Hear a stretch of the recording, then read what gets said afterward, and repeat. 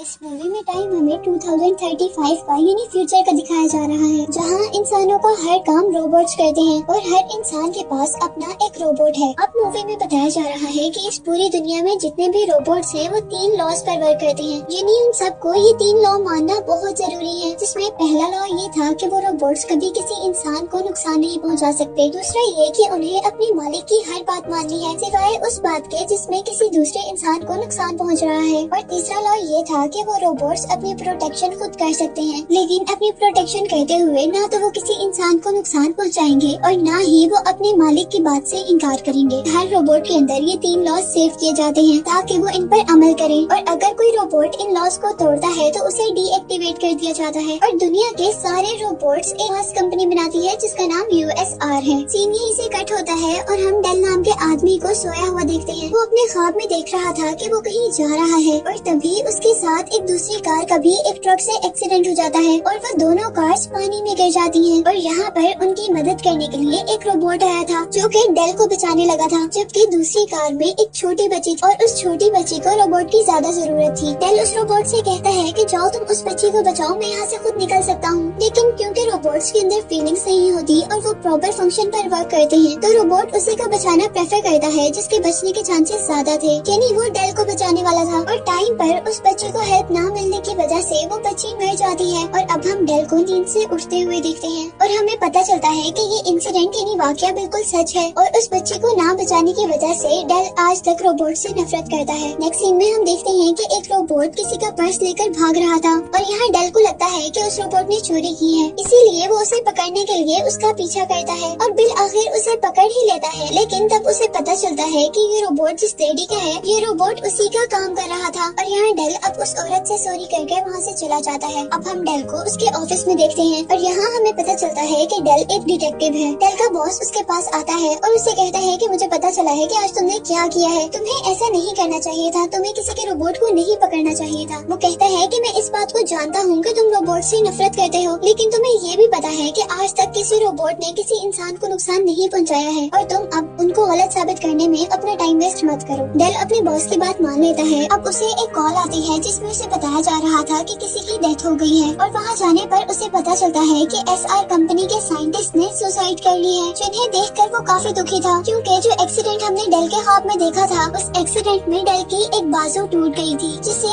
इन scientist ने एक robotic arm से चेंज कर दिया था। साइंटिस्ट की बॉडी के पास एक होलोग्राम अपीयर होता है जो कि साइंटिस्ट का ही था और डेल उस होलोग्राम से पूछता है कि आपने सुसाइड क्यों की है, लेकिन उस होलोग्राम में साइंटिस्ट इस बात का जवाब नहीं देते और दोबारा होलोग्राम के अंदर चले जाते हैं, जहाँ अब इस केस की इन्वेस्टिगेशन भी डिटेक्टिव डेल को ही मिल गई थी। और अब वो इस केस को इन्वेस्टिगेट करने के लिए USR कंपनी के CEO के पास जाता है, जिससे इन्वेस्टिगेशन के बाद डेल को पता चलता है कि साइंटिस्ट के ऊपर बहुत ज्यादा काम का बर्डन था, जिससे तंग आकर उन्होंने सुसाइड कर ली थी। लेकिन डेल को इस बात पर बिल्कुल भी बिलीव नहीं था, इसीलिए अब वो इस कंपनी के डॉक्टर से मिलता है जिसका नाम सुजैन था। सुजैन डेल को उनकी कंपनी के एक अल्ट्रा मॉड रोबोट विकी के पास लेकर आती है, जो कि इस कंपनी के हर काम को सॉफ्टवेयर के थ्रू कंट्रोल करती थी। डेल उस रोबोट से कहता है कि साइंटिस्ट के मरने से पहले साइंटिस्ट के रूम की 10 मिनट पहले की वीडियो दिखाओ, लेकिन शायद उसके सिस्टम में कुछ खराबी हो रही थी, इसीलिए वहाँ पर 10 मिनट बाद की वीडियो प्ले होती है। और उस वीडियो को देखने से डेल को पता चलता है कि साइंटिस्ट की मौत के बाद कोई भी उनके कमरे से बाहर नहीं निकला और यहाँ वो सस्पिशियस था कि अगर साइंटिस्ट को किसी और ने मारा है तो वो जरूर उनके रूम में ही होगा। साइंटिस्ट के रूम में जाने पर वो लोग वहाँ पर बहुत से अनकम्प्लीट रोबोट्स देखते हैं और तभी यहाँ पर चीजों के अंदर से एक रोबोट बाहर निकलता है जो कि डेल के ऊपर अटैक कर देता है और इस रोबोट का नाम सनी था।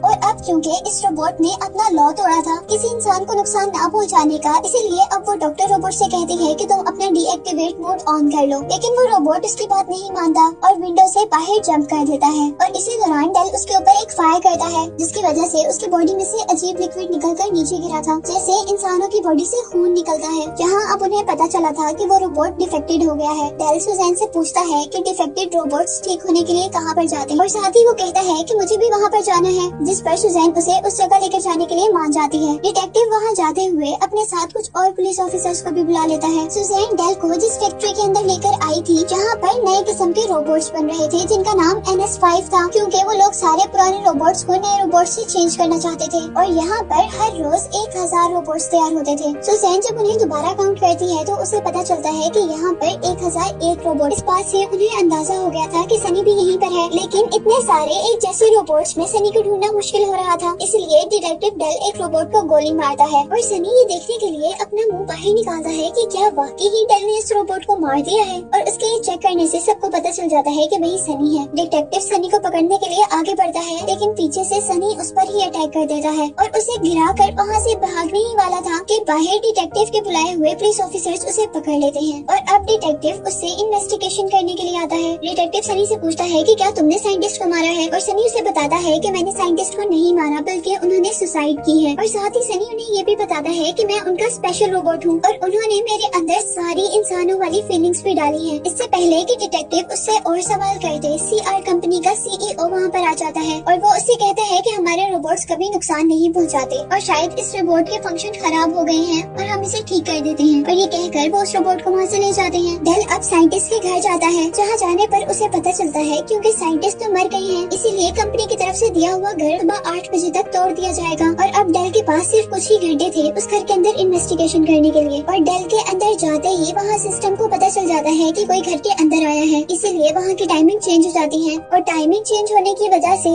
एक बहुत बड़ा रोबोट वो घर तोड़ने लगा था। डेल जल्दी से उस घर में मौजूद एक बिल्ली को बचाते हुए वहाँ से बाहर निकलता है। इसके बाद अब वो सुजैन के घर पर आता है और उसे आकर कहता है कि मुझे कंपनी के CEO पर शक है, क्योंकि सनी भी मुझे कुछ बताना चाह रहा था, लेकिन उसी टाइम CEO ने आकर उस रोबोट को वहाँ से छुड़वा लिया। और सुजैन उसे कहती है कि तुम गलत समझ रहे हो, ऐसा कुछ भी नहीं है, और वो कहती है कि CEO साइंटिस्ट को क्यों मरवाएंगे जबकि उनके बगैर तो कंपनी चलना मुश्किल हो गई है। अब डेल सुजैन के घर से बाहर निकलता है और बाहर आने पर वो देखता है कि सारे पुराने रोबोट्स को पकड़कर नए NS5 रोबोट से चेंज किया जा रहा है। अब कार के अंदर डेल USR कंपनी के अल्ट्रा मोड रोबोट से कहता है कि मुझे साइंटिस्ट के पिछले 50 मैसेजेस के रिकॉर्ड दिखाओ। डेल की ये बात मानकर उसे वो रिकॉर्ड तो दिखा देती है, लेकिन साथ ही साथ वो ये बात अपनी कंपनी के CEO को भी बता देती है, और ये बात सुनकर उस आदमी को बहुत ज्यादा गुस्सा आया था और वो अपने कुछ रोबोट्स को डेल को मारने के लिए भेजता है, और यहाँ वो सारे रोबोट्स आकर उस पर अटैक कर देते हैं और डेल उनसे बचने के लिए अपनी कार का एक खास बटन दबाता है, जिसकी वजह से उसकी कार तेजी से घूमने लगी थी, पर रोबोट्स उसकी कार का पीछा नहीं छोड़ते और इसी वजह से उसकी कार का एक्सीडेंट हो जाता है, पर लकीली डेल बच जाता है। अब डेल अपने करीब आने वाले रोबोट्स को अपने रोबोटिक हैंड से मारता है, जिसकी वजह से रोबोट्स को भी ये फील होता है कि वो भी एक रोबोट है और रोबोट उसे छोड़ देते हैं। नेक्स्ट सीन में हम देखते हैं कि यहाँ पर डेल के पास उसे के साथ के डिटेक्टिव्स और कुछ पुलिस ऑफिसर्स थे। डेल का बॉस पूछता है कि यहाँ पर ये सब क्या हुआ और किस तरह हुआ था, और डेल उन्हें बताता है कि रोबोट्स ने मुझ पर अटैक किया था। ये बात सुनते ही उनको बिलीव नहीं होता, क्योंकि आज तक रोबोट ने कभी किसी को नुकसान नहीं पहुंचाया था, और साथ ही उनको ये भी लग रहा था कि काम के प्रेशर की वजह से डेल मेंटली सिक हो गया है और इस वजह से वो कुछ अरसे के लिए उसे जॉब से फ्री कर देते हैं, और अब डेल गुस्से में वहाँ से चला जाता है।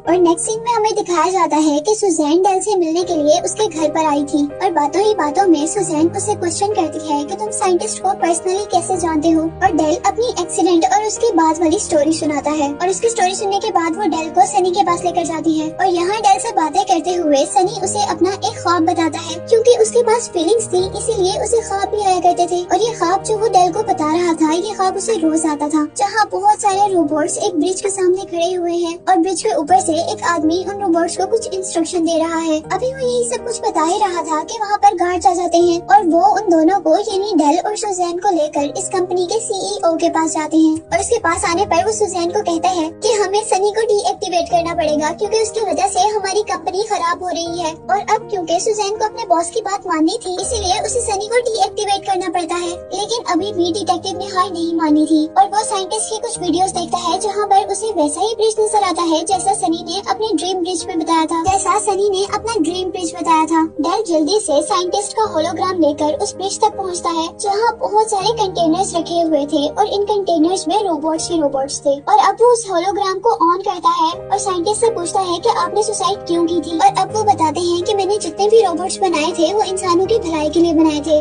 और वो सब के सब कुछ इम्पोर्टेंट लॉ पर वर्क करते थे। लेकिन ये जो NS5 रोबोट्स आ रहे हैं ये उन लॉज पर वर्क नहीं करेंगे, जिसकी वजह से वो रोबोट्स इंसानों को नुकसान भी पहुंचा सकते हैं। और इसी के साथ साइंटिस्ट कहते हैं कि अगर इस पूरी दुनिया में NS5 रोबोट्स आ गए तो ये दुनिया तबाह हो जाएगी। डेल उनसे पूछता है कि इस सब के पीछे किसका हाथ है, जिस बात का साइंटिस्ट जवाब देते हैं कि इस सब के पीछे उसका हाथ है जो इन रोबोट्स को कंट्रोल कर रहा है। होलोग्राम के बंद होते साथ ही उन कंटेनर्स में से कुछ आवाजें आने लगी थी और सारे रोबोट्स उन कंटेनर्स में से बाहर आ गए थे और नए रोबोट्स यानी NS5 रोबोट्स पुराने रोबोट्स को मार रहे थे। अब यहाँ पर एक पुराना रोबोट जैसे ही डेल को देखता है तो वो यहाँ से भाग जाने को कहता है और डेल जब शहर के अंदर जाता है तो वो देखता है कि यहाँ पर भी हजारों की तादाद में NS5 रोबोट्स आ गए हैं और अब इंसान अपने आप को बचाने के लिए उन रोबोट से लड़ने के लिए निकल गए थे। अब यहाँ ऐसे लग रहा था जैसे इंसानों और रोबोट्स के दरमियान में जंग हो रही है, लेकिन ये रोबोट्स बहुत ज्यादा पावरफुल थे और इंसानों से बहुत ज्यादा भी थे, इसीलिए वो सब इंसान रोबोट्स को नुकसान नहीं पहुंचा पाते, बल्कि वो रोबोट्स ही इंसानों को मार रहे होते हैं। और अब डेल जल्दी से सुजैन के घर आता है और उसे लेकर USR जाता है, क्योंकि उसे पिछले सारे एविडेंसेस से लग रहा था कि ये NS5 रोबोट CEO ही बना रहा है और इनको कंट्रोल करने वाला भी इस कंपनी का CEO ही है। और रास्ते में अब डेल देखता है कि एक रोबोट एक बेकसूर इंसान को मार रहा है, इसलिए वो इस इंसान को बचाते हुए USR पहुँचते हैं। और USR पहुँचने पर उन्हें सबसे पहले सनी मिलता है, जिसके पास अभी भी उसकी सारी मेमोरी सेफ थी। और यहाँ सुजैन उसे बताती है कि मैं इसे डीएक्टिवेट नहीं कर पाई थी और उसकी जगह मैंने किसी और को डीएक्टिवेट कर दिया था। और अब वो लोग अंदर की तरफ आते हैं, जहाँ उन्हें उस कंपनी का CEO भी मरा हुआ मिलता है और उसके मरने से ये तो साफ जाहिर था कि इस सब के पीछे ये नहीं है बल्कि कोई और है। और तभी डेल को सुजैन की वो बात याद आती है कि इस कंपनी का एक अल्ट्रामोड रोबोट इस कंपनी की हर चीज को कंट्रोल करता है और ये बात भी कंफर्म हो गई थी कि वही इन सारे रोबोट्स को भी कंट्रोल कर रहा था।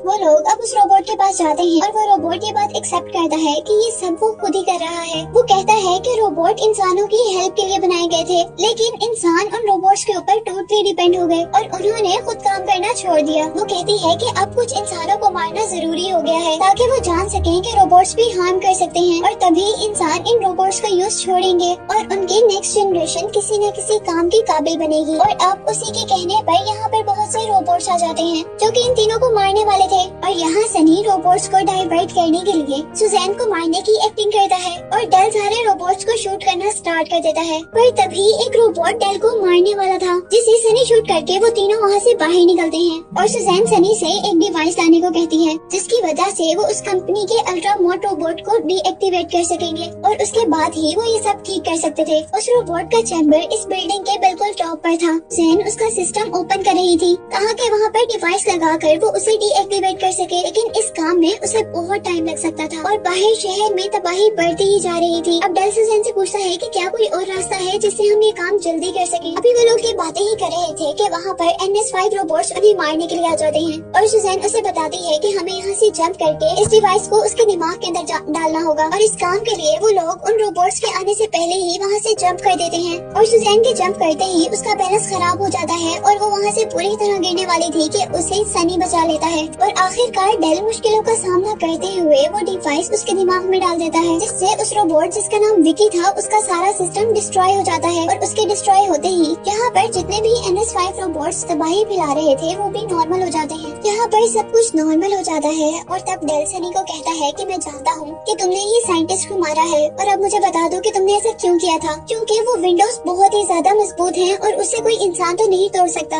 और तब वो रोबोट उसे बताता है कि असल में वो जान गए थे कि एक दिन ये रोबोट्स हमें नुकसान जरूर पहुंचाएंगे, जिसकी वजह से वो बहुत परेशान थे और इसीलिए उन्होंने मुझे इंसानों जैसा बनाया था, यानी मेरे अंदर सारी फीलिंग्स रखी थी। और अब वो कहता है कि साइंटिस्ट इस टेंशन से निकलना चाहते थे और उन्होंने ही मुझे कहा था कि वो उन्हें इस विंडो से बाहर फेंक दें और ये बात किसी को भी ना बताएं, जिस बात के लिए वो डेल से सॉरी भी कहता है और अब दोनों फ्रेंडशिप कर लेते हैं। और अब मूवी के लास्ट सीन में हम देखते हैं कि सनी उस ब्रिज पर खड़ा है जो ब्रिज उसके ड्रीम में आता था और वही सारे रोबोट्स को कंट्रोल कर रहा है और ये दिखाते हुए ही ये मूवी एंड हो जाती है।